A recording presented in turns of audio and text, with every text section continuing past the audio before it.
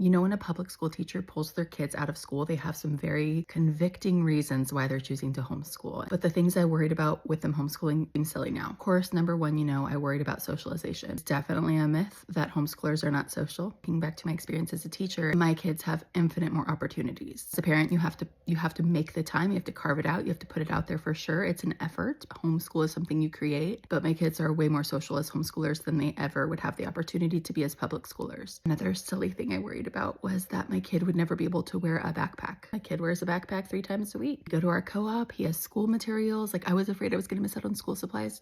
Why? That's so silly. I was also oddly sad that he was gonna miss out on like class parties. And so our first year of homeschooling, I made sure, I loved passing out Valentines to 30 kids. And so I made sure we did a Valentine homeschool party. It was like, why are we making this many Valentines? They've gotten smaller over the years. Now we do Valentine's Day with our small co-op and we do holiday parties with our small co-op. I say small, it's like 15 kids. Again, something we parents are responsible to create. I think the last thing I worried about was that my kids were not going to be able to connect with other adults. That again is absolutely not true. So many places where there are other adults that they regularly connect with and influence them in a positive way. We have our co-op, the other parents teach him and he has a good connection with them. To nature school, we go to the library. There are so many wonderful, influential adults that we connect with regularly. So whatever your homeschool worry is, I'm willing to bet there's a way to combat that.